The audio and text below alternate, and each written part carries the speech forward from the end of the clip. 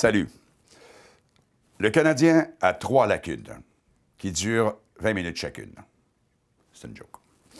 Non, aujourd'hui, j'aimerais jeter mon fiel sur Scott Gomez, parce qu'à mon avis, Scott a scrappé la saison du Canadien.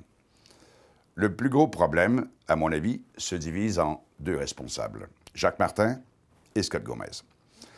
Gomez, parce que non seulement il ne produit pas, mais en plus, il empoisonne son équipe. Et je m'explique. D'abord, dans sa zone, il ne suit pas de plan de match. Il joue à sa façon, qui est de courir après la rondelle partout, sans cesse. Ça crée des ouvertures énormes devant le filet, dans ce qu'on peut appeler la deuxième slot, à une quinzaine de pieds devant le filet.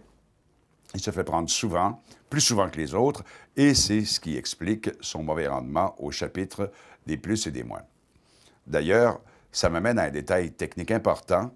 Comment pouvez-vous expliquer que Gomez soit à -14 et que son compagnon de trio, Brian Gionta, il est avec lui depuis le début de la saison, soit à +3? Ils sont toujours ensemble.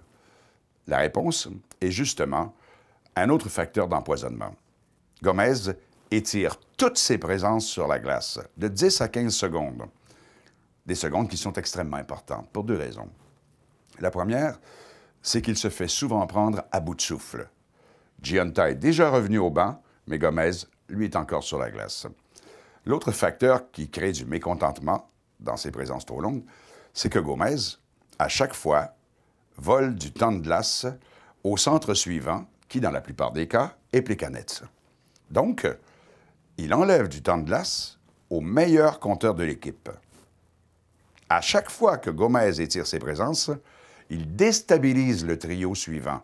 Voler 10 secondes sur 40, c'est énorme. Et au meilleur pointeur de l'équipe, c'est encore pire. Si vous regardez des vidéos des matchs de l'an passé, vous allez tout de suite noter un aspect important dans le jeu de Gomez. Il a perdu beaucoup de vitesse. Oui, il patine moins vite.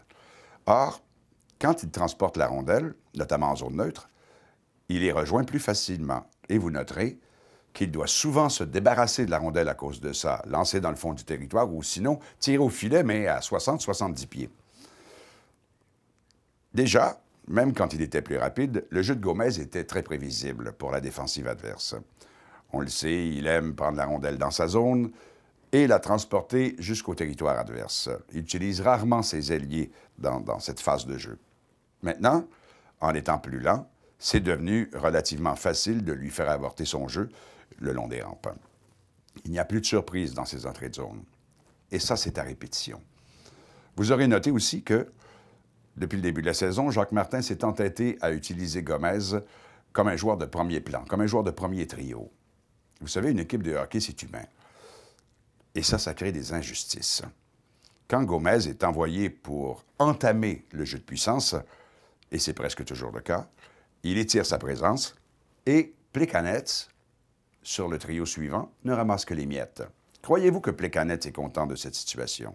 Pourquoi pensez-vous que Camilleri, compagnon de jeu de Plekanec, a toujours la baboune? Camilleri est frustré d'être utilisé comme un joueur de deuxième trio alors qu'il devrait être sur le premier.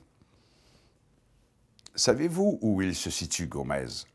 Parmi tous les centres de la Ligue nationale, entre 55e et 60e.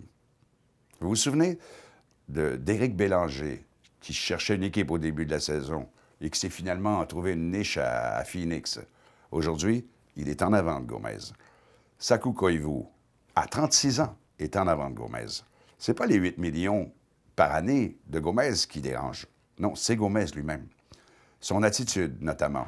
Moi, je n'oublierai jamais ce soir du 17 janvier au Centre Bell, où Piquet Subban a compté le but de la victoire en prolongation contre Calgary, sur une passe de Gomez d'ailleurs. Tout le monde célébrait autour de Piquet. C'était l'apothéose. Mais Gomez, je ne sais pas pourquoi, a carrément tourné le dos à Piquet, à une recrue. Une belle image d'esprit d'équipe. Quand il commet des erreurs, prend des mauvaises punitions ou fait des présences trop longues, Gomez n'est jamais réprimandé. Jamais on lui coupe son temps de glace. Au contraire. Une telle injustice, c'est très mauvais dans un vestiaire, où les autres se font tasser dès la moindre erreur. La mauvaise nouvelle se divise aussi en 2. Gomez a encore 2 ans de contrat. Et aucun club ne voudra transiger avec le Canadien pour obtenir le 60e centre de la Ligue à 8 millions par année. OK. J'ai fini.